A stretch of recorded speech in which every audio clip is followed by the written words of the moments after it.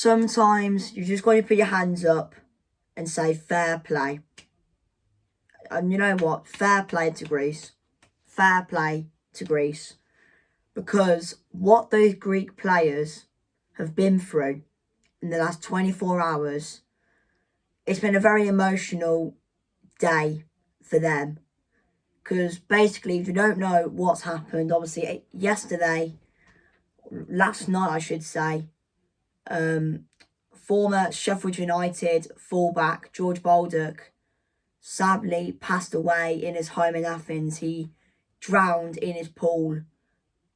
And yeah, obviously the whole football world was in shock, devastation, sadness. And I mean, obviously George Baldock obviously played for Sheffield United. He played there for 7 years, left the club to sign for Greek side Panathinaikos. You know, Panathinaikos, one of the top clubs in Greece. And obviously George Baldock played 12 times for the Greek national team because he was allowed to play for Greece through his grandmother. And I mean, just the announcement of his death just came out of absolutely nowhere. Literally, the way I found that was from a group chat message. I didn't even know. I opened the group chat and then the message I saw was like, "Oh my days, no way George Baldock's died." And I'm like, nah, surely this is not, surely not. And obviously, I go onto Twitter and it's all trending. It was all trending, but and obviously for the Greek players tonight, just what a win for them. What a win for them. You know, to beat England, to beat that, by the way, for Greece, it's their first time in their history that they've beaten England. And it's the first time they've beaten like a top nation, I think, since the final Euro 2004, where obviously they beat Portugal. And that tournament was held in Portugal. But, you know, just tonight was an emotional night for Greece. And, you know, to get the win at Wembley for the first time ever, to beat England for the first time ever, fair play. And obviously, also to get that win for George Baldock as well. And if there are any people from Greece watching this video, I just want to say, you know, fair play. It's an emotional night for you guys. And yeah, obviously I wish you guys the best of luck, obviously, for the rest of the Nations League, World Cup qualifiers, etc.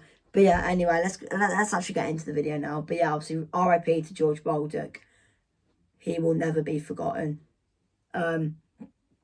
But yeah, obviously, full time from Wembley. England won, Greece 2. Obviously, like I just said, a huge win for Greece, considering obviously the death of George Baldock. And yeah, but for an England perspective, oh my God, that was bloody awful. Where was the England? Literally, England a month ago. Literally, you know, it was Carsley's first game, obviously, against Ireland. It was his first games as England manager. And, you know, we blew Ireland away in their own backyard. We played very well against Finland. You know, it was attacking. A lot of people were impressed. A lot of people were sticking up for Lee Carsley. And then tonight,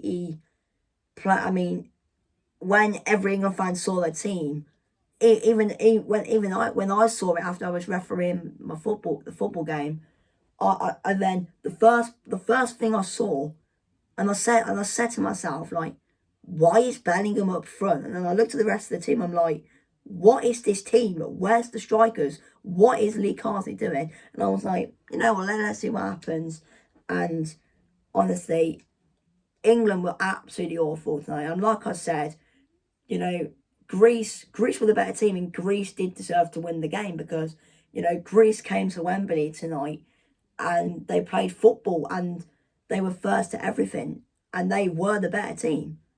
You have to admit it because they were. You have to admit it because they were. Greece were the better team. But literally just, I don't know what Carsley was thinking, to be honest. I mean, yeah, fair enough, he's trying something different, but I don't understand, why are you playing you can't play 4 attacking midfielders. You can't fit Bellingham, Saka, Foden and Gordon all in the same team. You can't do that. It's physically impossible. At the end of the day, yes, it is only the Nations League. It's not as important. But still, though, You can't be losing at home to Greece. They're like 50th in the world. They're like 50th in the world. But I just... tonight you have to blame the loss on Carsley. I mean, the players just look lost. They look so confused. Even half the time I was like, where's he playing? Where's he playing? Where's he playing? Like, half of the time, like, Palmer was like just more like a defensive midfielder, and like, honestly, just that style, just that system tonight, it just didn't click at all. The players just looked confused. The midfield was just non-existent. Defensively, it was like watching a Sunday League team defend. And Lee Carsley, just never do that again, mate. Never do that again. Because literally, like I said, the players just looked lost. They didn't have a clue what they were doing. And literally, Lee Carsley literally admitted to the press after the game that England, we only tried this new system for 20-25 minutes in training yesterday. They only tried it for 20 minutes. Oh yeah, how does Carsley just thinks, oh yeah, they've got it in 20 minutes. Like, what? I just don't know what he was thinking. I mean, yeah, fair enough, he's trying something different, but it didn't work, mate. And if he even thinks to try and do it against Finland, I might as well not bother watch the game. Finland lost to fucking Ireland. They lost to Ireland, and Ireland are fucking terrible. And like, but just like I said, tonight you've got to blame the defeat on Lee Carsley, because just the style of play was so bad. Like, by the way, also, what the fuck was going on with Jordan Pickford? That was probably that first 15 minutes was awful from him. Literally, don't know what he's doing for that one bit. By the way, and if he gets the ball, obviously he likes to come out his box a lot. But like, he's been pressed down from another Greek player, gives the ball away, and luckily Levi Colville with a brilliant goal line clip. Like, what is he doing? And it was misreading some of those like crosses and stuff all the time. Like, what was he doing? It was like watching 2023 It was like watching 2023 Hugo Lloris. It was that awful. It was that awful. And like, I just can't believe like how awful England were tonight. Like, we were so bad. Like, just the whole team doesn't look lost. Just the whole team didn't really have a clue what was going on. And like, literally, just I don't understand why you're playing 4 attacking midfielders when you've got Watkins and Dominic Solanke on the bench. They're both on the bench and they're both not starting. Like, what is he doing? What are you doing? And obviously all the questions will be now, oh, should we give Carson a job? Like a month ago I was saying, at the moment, give him the job. But after tonight, my mind's changed. I've changed. After tonight, should we give Lee Carsley the job? Should we give him the job? Because yes, at the end of the day, it is different. Under Southgate, it was very defensive.